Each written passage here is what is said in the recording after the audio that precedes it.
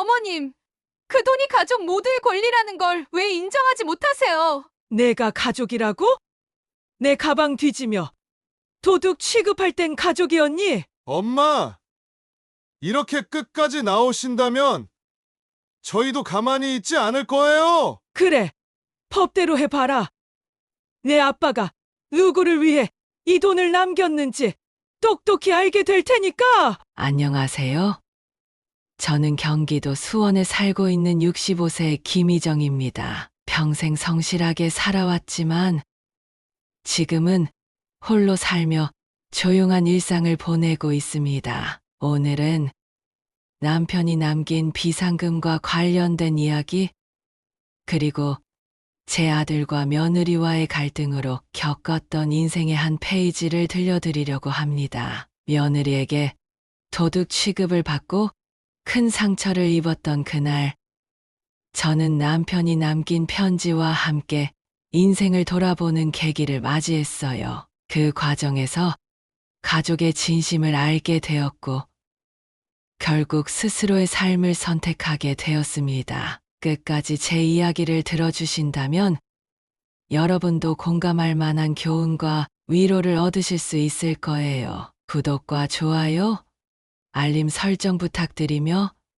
지금부터 제 이야기를 시작합니다. 저는 평생을 소박하게 살아온 사람이에요. 어린 시절 농사를 짓는 부모님 아래에서 자라며 집안일을 돕는 게 일상이었죠. 힘들었지만 가족끼리 서로 의지하며 살았던 그 시절이 아직도 제 마음속에 따뜻하게 남아 있습니다. 결혼 후에는 남편과 함께 작은 식당을 운영했어요. 남편은 누구보다 성실하고 자상한 사람이었죠. 저를 위해 새벽부터 늦은 밤까지 일하면서도 항상 제 건강을 걱정했어요. 그 덕분에 부족한 환경에서도 행복한 결혼 생활을 이어갔습니다. 우리 부부의 가장 큰 기쁨은 아들 민재가 태어난 순간이었어요. 눈처럼 하얗고 작은 손을 쥐고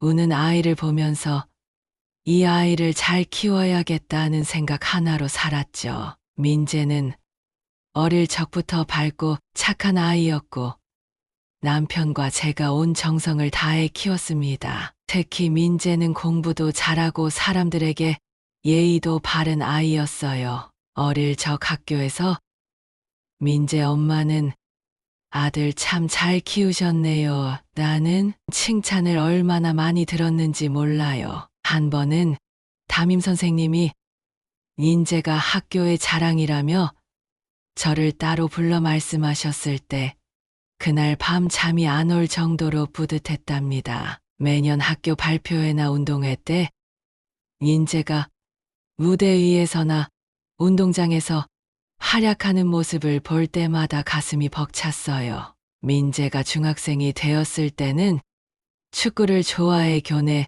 축구팀에 들어갔어요. 연습이 힘들어도 지치지 않고 열심히 뛰는 모습을 보며 민재는 아빠를 닮아 성실한 사람이 되겠구나 생각했죠. 저는 민재가 연습 후 집에 돌아오면 정성껏 준비한 간식을 내놓으며 속으로 기도했어요. 이 아이가 무사히 자라서 행복한 가정을 꾸리길. 고등학생이 되던 해 민재가 입학시험에서 좋은 성적을 거둔 날은 잊을 수 없는 순간이었어요. 그날 밤 남편과 둘이 소주 한 잔을 나누며 얼마나 기뻐했는지 몰라요. 우리 민재가 정말 장하네요, 여보.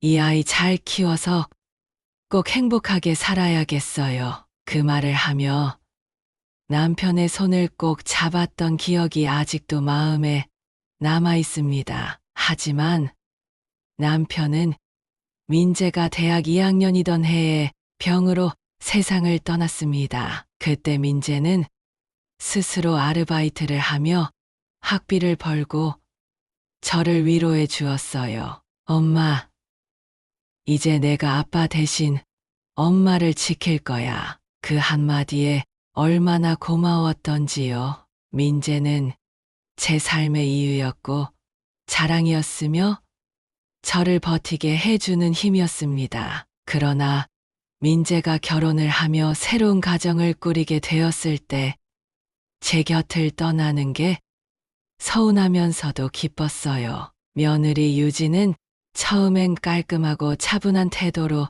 저를 대해주었지만 시간이 지나며 점점 멀어지는 느낌이 들었죠. 제가 먼저 전화를 걸거나 음식을 챙겨주려 해도 유진은 항상 바쁘다며 연락을 피하는 것 같았습니다. 올해 김장철이 다가오면서 민재네 가족을 위해 김치를 준비하기로 했습니다. 배추를 다듬고 양념을 버무리며 민재와 손자들이 맛있게 먹을 모습을 떠올렸어요. 김장김치를 몇 통 담아 아들 집으로 향하는 길에 마음 한편이 설렜습니다. 하지만 그날 제가 기대했던 반응은커녕 전혀 예상치 못했던 일을 겪게 되었죠. 김장김치를 들고 아들 민재의 집으로 갔던 날, 저는 제 마음을 다해 준비한 음식을 전달하려고 했어요. 현관문 앞에 서서 초인종을 눌렀을 때 아들 민재가 문을 열었습니다. 엄마, 갑자기 오면 어떡해요? 연락이라도 주시지 그랬어요. 아들의 말투는 평소와 크게 다르지 않았지만 그 안에 담긴 미묘한 불편함이 느껴졌습니다. 그 말에 조금 상처를 받았지만 바쁘니까 그런가 보다라고 생각하며 김치통을 내밀었죠. 이거 김장했는데 너희 가족 먹으라고 가져왔어. 맛있게 먹어라. 민재는 감사합니다라고 말하며 김치를 건넸지만 며느리 유진은 거실에서 짐을 정리하던 손을 멈추지도 않고 저를 힐끗 보기만 했어요. 어머님, 왜 이렇게 많이 가져오셨어요? 냉장고가 작아서 다 들어갈지 모르겠네요. 그 말에 저는 당황했지만 억지로 웃으며 대답했죠. 많이 먹을 수 있으면 좋잖니. 내가 며칠 고생해서 만든 건데 손자들도 잘 먹을 거야. 하지만 유진은 김치통을 테이블 위에 두면서도 별 관심을 보이지 않았습니다. 저는 잠시 자리를 정리하며 아들 가족과 함께 보내려고 했어요. 오랜만에 손주들 얼굴도 보고 싶었거든요. 하지만 며느리는 시큰둥한 표정으로 어머님, 저희가 요즘 정신이 없어서요. 다음에 오시면 어땠을까 싶어요. 라며 미묘한 선을 그었습니다. 그 말을 듣고 마음 한구석이 싸늘해졌지만 그래도 손자들은 기뻐하겠지 라는 생각에 손주들을 찾았어요. 그런데 아이들은 각자 방에 들어가 있었고 아들 부부도 저와 함께 시간을 보내려는 기색이 없었습니다. 저녁 식사 시간이 다가왔지만 며느리는 음식을 차리지 않았고 저에게 다녀가시는 길에 드시고 가세요. 라는 말을 했죠. 한참 어색하게 앉아 있다가 유진이 갑자기 말했습니다. 어머님, 저번에 여기 놓아뒀던 머플러 못 보셨어요? 어머님 오시기 전까지 여기 있었던 것 같은데요. 그 말에 저는 놀라서 며느리를 바라보았어요. 머플러? 내가 머플러를 왜 봐? 너 설마 내가 가져갔을 거라고 생각하는 건 아니겠지? 유진은 서둘러 말을 돌리려 했지만 저는 그녀의 말투에서 의심의 기운을 느낄 수 있었습니다. 아, 그런 뜻은 아니고요. 그냥 혹시나 해서 여쭤본 거예요. 그게 이번에 구찌에서 산 머플러라서요. 제일 아끼는 건데 갑자기 없어져서. 그 말을 듣는 순간 저는 속에서 뜨거운 감정이 치밀어 올라왔어요. 구찌. 내가 구찌를 사든 명품을 사든 내가 그런 걸 왜 탐내겠니? 내가 말한 머플러가 어디 있는지 나도 몰라. 그런데 민재가 그 말을 듣더니 조심스레 끼어들며 말했습니다.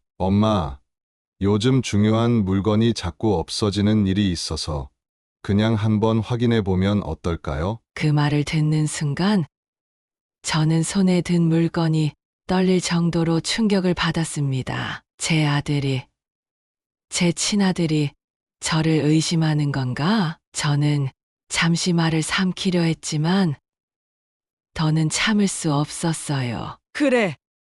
내 가방이라도 한번 확인해 봐라. 내가 너희한테 도둑질이라도 했는지 확인해 보고 싶겠지? 민재는 당황한 표정으로 엄마, 그런 뜻은 아니에요. 오해하지 마세요. 라고 했지만 며느리 유진은 여전히 시큰둥한 태도로 저를 쳐다보았습니다. 결국 저는 아들과 며느리가 보는 앞에서 제 가방을 열었고 당연히 아무것도 나오지 않았습니다. 그런데 그때 유진이 자기 외투 주머니를 뒤지더니 머플러를 꺼내며 말했습니다. 어머, 여기 있었네. 이게 왜 여기 들어 있었지? 저는 그 장면을 보고 너무 화가 나서 자리에서 벌떡 일어났습니다. 지금 그게 할 말이냐?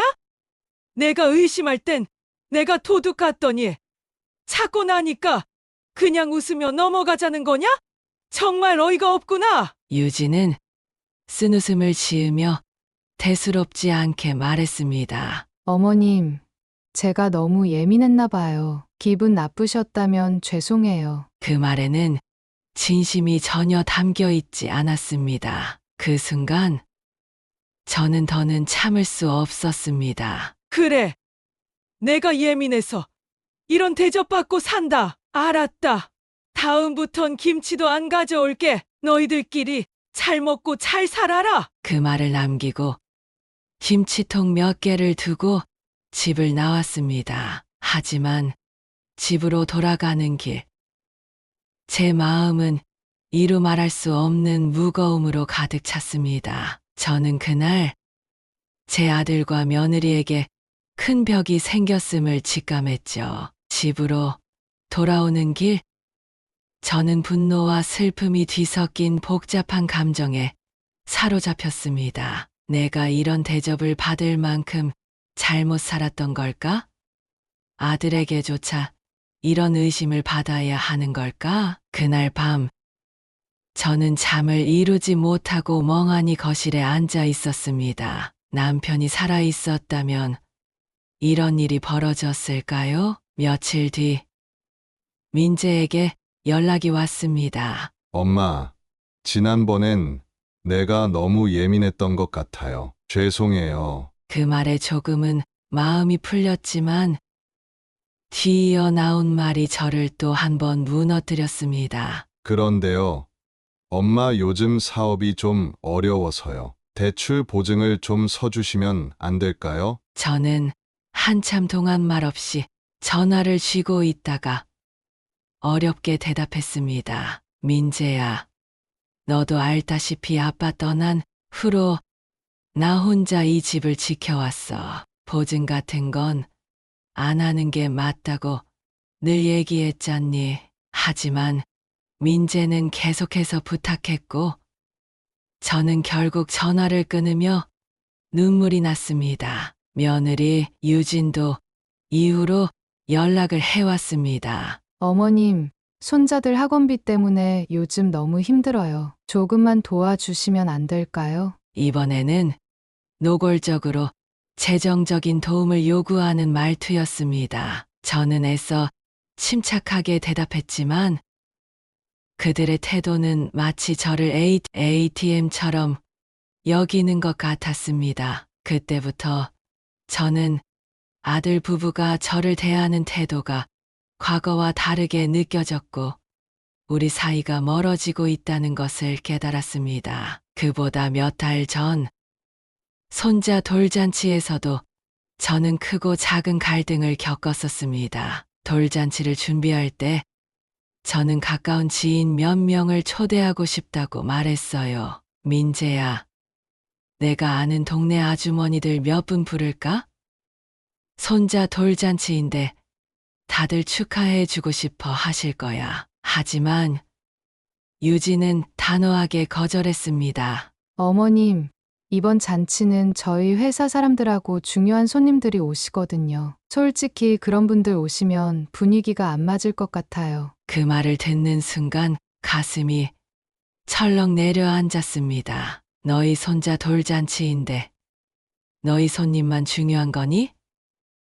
내가 부르는 사람은 격이 떨어진다는 뜻이야? 유진은 어색한 웃음을 지으며 말했습니다. 아니, 그런 뜻이 아니에요. 그냥 잔치가 좀 정리가 안 될까 봐서요. 결국 저는 초대 손님 명단에서 제 지인들을 빼기로 했지만 그 일이 계속 마음에 걸렸습니다. 그리고 돌잔치 당일 저는 홀로 조용히 앉아 있었어요. 유진과 민재는 바쁜 와중에도 회사 사람들과 인사하며 시간을 보냈고 저와 제대로 마주할 시간조차 없었습니다. 돌잡이 순서가 되었을 때 저는 손자를 향해 환하게 웃으며 응원을 보냈지만 그 순간 유진이 아이를 부르며 딴 곳으로 시선을 돌렸습니다. 그 자리에서 저는 제가 얼마나 외로운 존재가 되었는지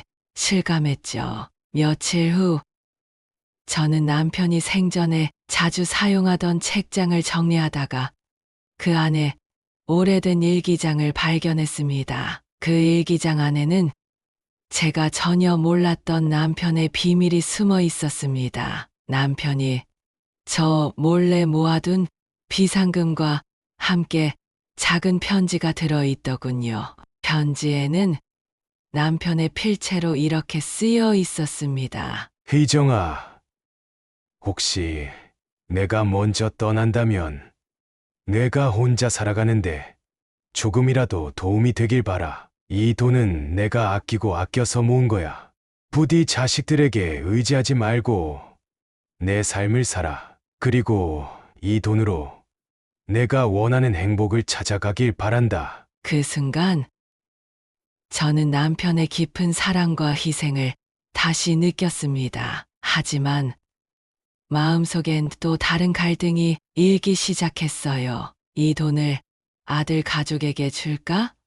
아니면 정말 남편의 뜻대로 내 삶을 위해 써야 할까? 며칠 뒤 제가 방을 정리하면서 우연히 발견한 비상금 봉투를 꺼내든 모습을 손주가 보게 되었어요. 할머니, 이게 뭐예요? 저는 당황해서 그냥 오래된 물건이야 라며 얼버무렸지만 아이는 호기심 가득한 표정으로 부모님께 이 이야기를 전한 것 같았습니다. 며느리 유진은 민재와 함께 제 집을 찾아왔습니다. 평소와는 달리 고급 과일 바구니와 비싼 영양제를 한가득 들고 와서는 환한 미소로 문 앞에 섰습니다. 엄마, 잘 지내셨어요?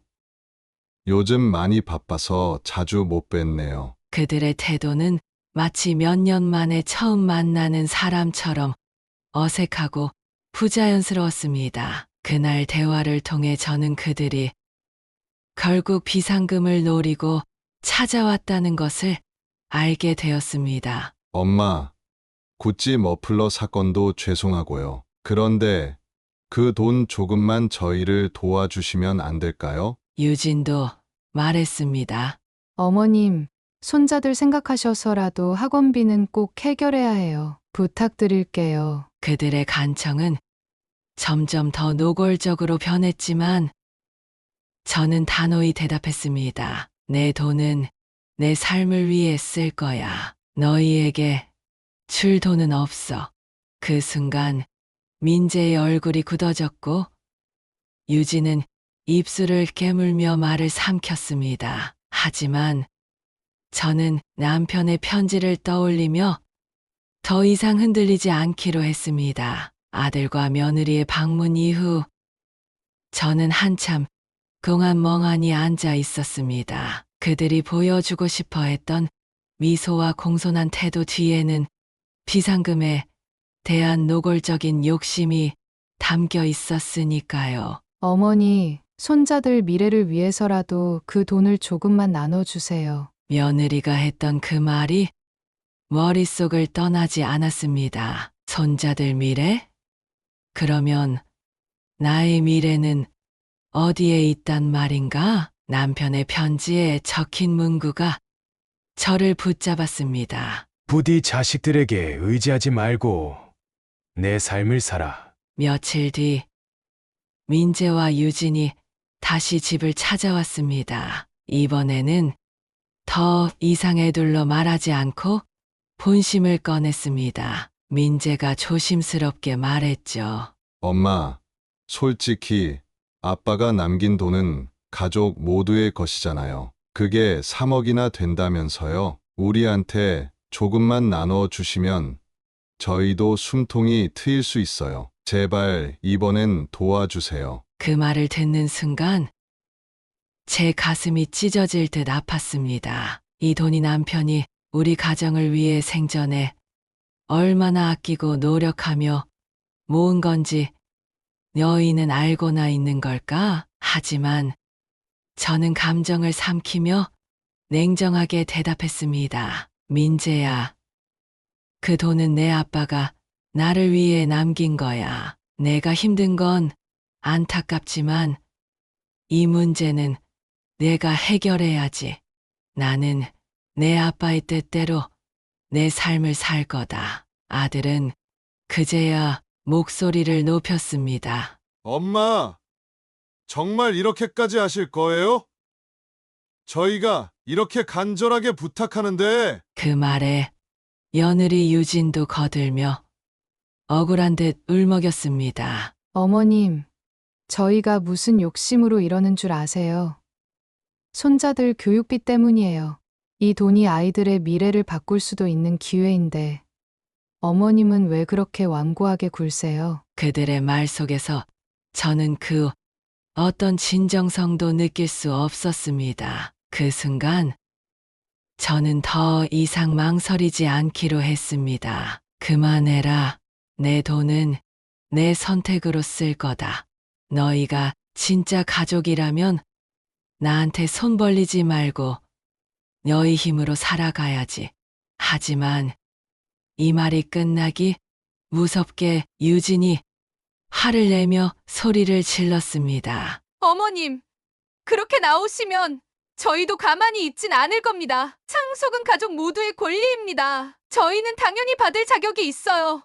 저는 그 말을 듣고 분노를 참을 수 없었습니다. 가족. 내가 도둑으로 몰릴 때는 가족이었니? 내가 너희들에게 준 사랑은 다 어디로 갔니?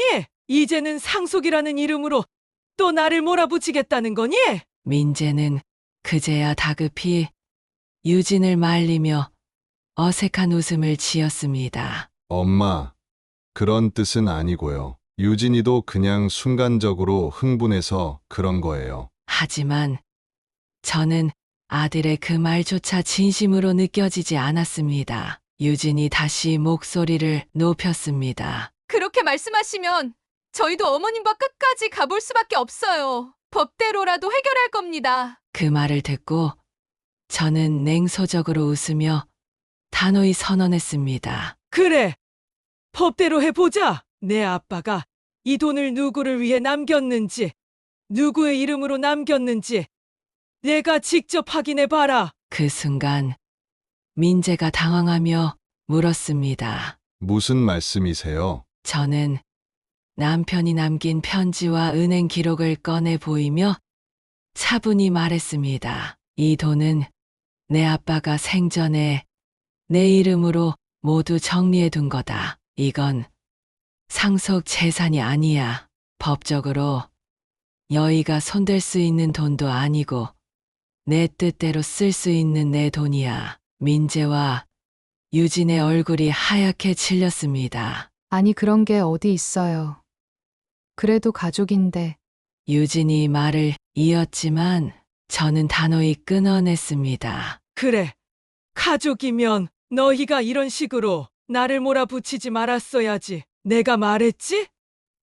내 돈으로 내가 내 삶을 살 거다. 이 일로 다시 찾아오지 마라. 그 말을 끝으로 저는 손을 들어 두 사람을 문 밖으로 내보냈습니다. 그날 이후 저는 남편이 남긴 3억 원을 어떻게 사용할지 고민하며 새로운 결심을 했습니다. 남편이 마지막으로 전한 말처럼 더는 아들에게 기대지 않고 제 삶을 살기로 한 겁니다. 저는 지역복지단체와 연락해 독거노인들을 위한 급식소와 아이들을 위한 장학 사업에 힘을 보태기로 했습니다. 이 돈은 남편이 남긴 사랑이고 그 사랑을 더 많은 사람들과 나누는 게 옳다고 생각했습니다. 급식소에서 만난 어르신들과의 짧은 대화, 그리고 장학금을 받은 아이들의 감사 편지는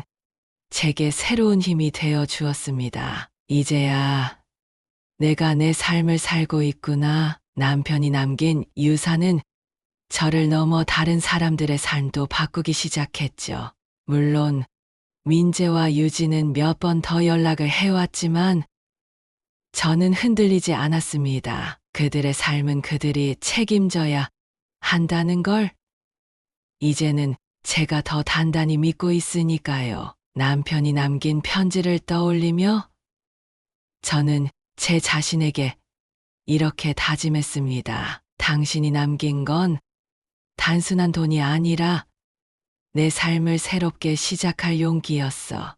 그리고 이제 그 용기를 누군가와 나누는 게 내 행복의 시작이야. 아들과 며느리가 떠난 뒤 저는 한참 동안 창문을 열어 차가운 바람을 맞았습니다. 이제는 정말로 홀로 서야 할 때가 됐구나. 분노와 실망으로 얼룩졌던 마음이 조금씩 차분히 가라앉으면서 저는 남편의 유언이 주는 무게를 다시금 느꼈습니다. 남편이 남긴 편지 속말처럼 이제는 제 삶을 살아야 했습니다. 저는 남편이 생전에 간절히 바라던 대로 더 이상 자식들에게 의지하지 않기로 결심했어요. 오히려 그 돈으로 내가 누군가에게 도움을 줄 수 있다면 남편이 더 기뻐할 거라는 생각이 들었습니다. 며칠 뒤 저는 지역복지단체를 찾아가 독거노인 급식소와 아이들을 위한 장학금 기부를 계획했습니다. 오랜 고민 끝에 남편이 남긴 돈 중 일부를 급식소 운영비로 지원하고 나머지는 어려운 가정의 아이들이 학업을 이어갈 수 있도록 장학 사업에 보태기로 했죠. 이 돈은 나만의 것이 아니라 누군가를 위해 쓰이는 것이 가장 가치 있다는 걸 깨닫게 되었으니까. 급식소에 처음 방문했을 때 자원봉사자들이 바쁘게 음식을 준비하고 있었습니다. 여기 지원금 덕분에 저희가 더 많은 어르신들을 모실 수 있게 됐어요. 정말 감사합니다. 그들의 따뜻한 미소를 보며 제 마음도 덩달아 따뜻해졌습니다. 봉사를 시작한 첫날, 저는 주걱을 들고 국을 떠서 어르신들에게 건네며 인사를 나눴습니다. 이렇게 따뜻한 밥을 먹으니 옛날 생각이 나네요. 정말 고맙습니다.